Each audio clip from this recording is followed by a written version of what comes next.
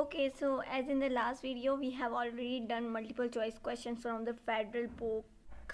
Alright, in today's video, we're gonna solve the multiple choice questions of chapter Atomic Structure from Nust past papers book, that is Oetp. Alright, we're gonna look into it, how questions come of atomic structure in the Nust papers.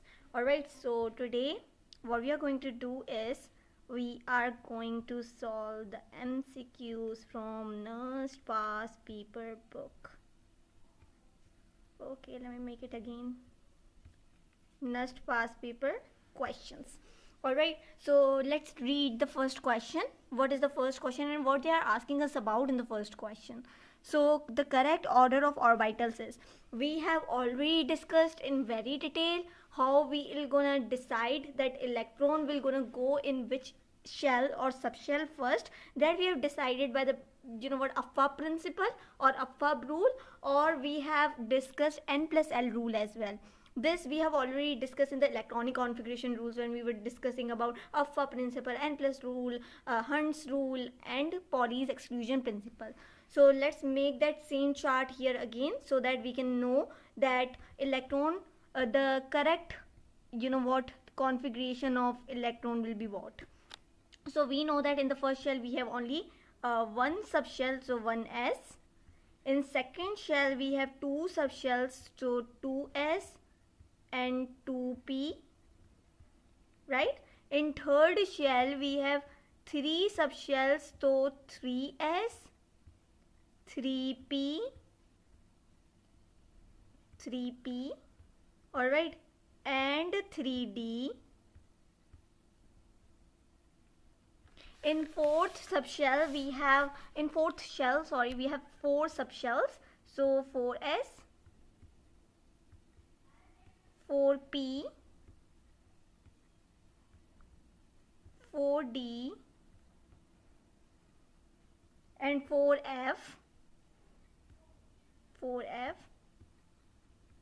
Let's dive deeper in it and let's go to the fifth shell. In fifth shell we have four subshells again, so 5s,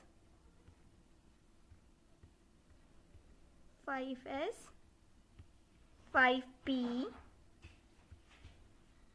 5d and 5f. Alright, so now we have to make the arrows from up to the down. This we have learned in very detail. Alright, this we have learned in very detail. Now we have to make arrows from up to down, from here to here. So initially electron will be going in the 1s, then electron will be going in 2s, then electron will be going in 2p 3s, then electron will be going in 3p 4s, then electron will be going in 3d 4p 5s, then electron will be going in 4d 5p, and then 4f 5d, and then in the end 5f. So initially 1s, then 2s 2p, then 3s, then 3p, then 4s, after 4s 3d, then 4p, then 5s. Now let's see our answers, right? So 1s, 2s, 2p, 3s, 3p, yes, after 3p, let's see where electron will be going. After 3p, it will be going in 4s and then 3d. So 4s, 3d, 4s, 3d, then 4p, 5s, which means we have got our correct option, and this is the first one. Initially electron will be going in 1s, 2s, 2p, 3s, 3p, 4s, 3d, 4p and 5s. So yes, this is our correct option. Let's mark it.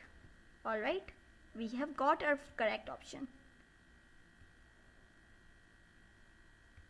Okay, so let's read the second question. What they are asking us in this question is, diameter of hydrogen atom is. We already know the radius of hydrogen atom, that is 0.529 Armstrong, right? Here we need to calculate the diameter, and we know that diameter is the double of radius. D is equal to 2r. D is equal to 2r.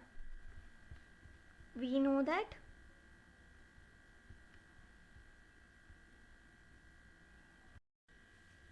We know that D is equal to 2R. D is equal to 2R. We already know the radius, and that is equal to 0.529 Armstrong.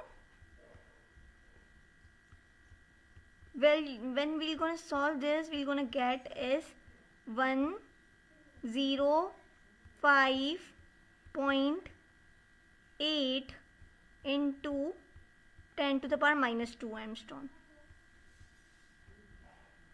Minus 2 Armstrong. So let's see where is this answer.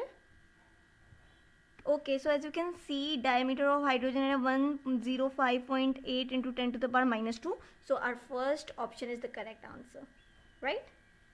So let's highlight this.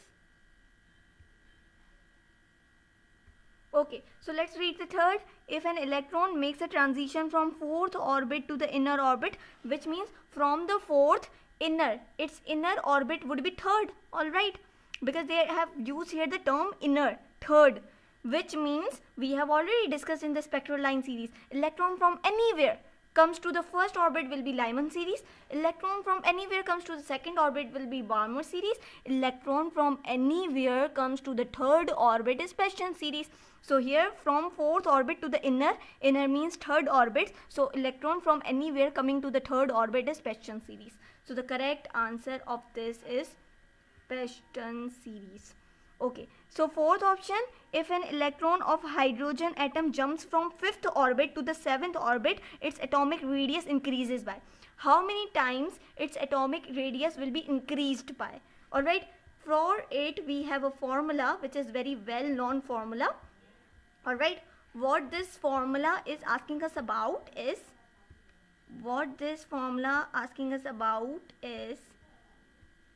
basically the new radius. We know how to take percentage, right? We know that in very detail.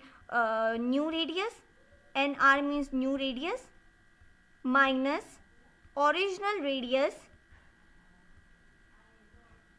upon original radius. This is how we take the percentage, right? Into 100%, since we are finding the percentage of it.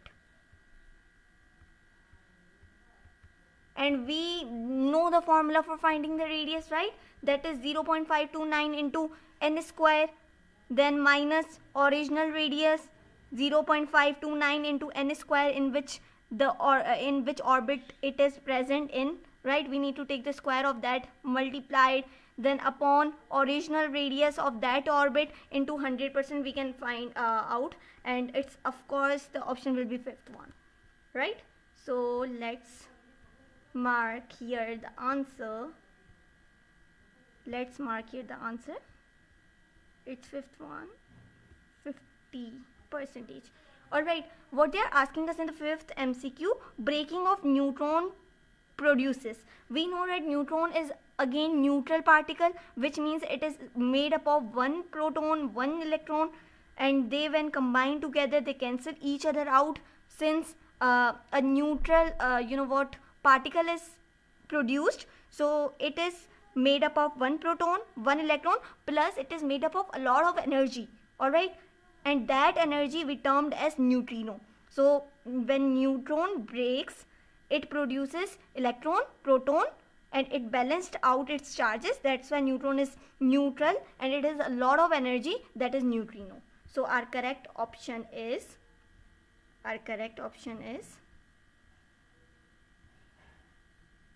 this one, electron, proton and neutrino.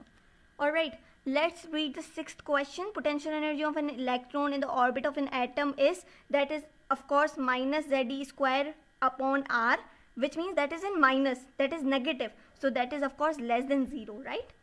So that is less than 0, which means B option is correct. Alright, let's read the seventh MCQ. The velocity of electron in outermost shell. We know that when electron is in innermost shell, its velocity is very higher, that is 2.18 into 10 to the power 6 meter per second. But when it goes away from the nucleus, its velocity decreases. So in the outermost shell, its velocity would be minimum, and when it would be maximum in the innermost shell. So it is minimum in the outermost shell. Alright, now in the 8th MCQ they are asking us about spectrum of which series is in the visible light. We know that in the ultraviolet region there is a spectrum of Lyman series, then in the Balmer series fall in the region of visible light, because there you know what, the wavelength is 4000 to 8000, so that falls in the visible region. Balmer series. Spectrum of which series is in the UV region? This I've just told you guys now, that in the UV region the Lyman series fall, which has very higher wavelength, which is not visible of course. Okay, so 10th MCQs is asking us about which orbitals always possess same energy. This MCQ we were having in the federal board as well, in our Sindh book as well, that which orbitals will gonna possess same energy, and that we have already discussed in very detail.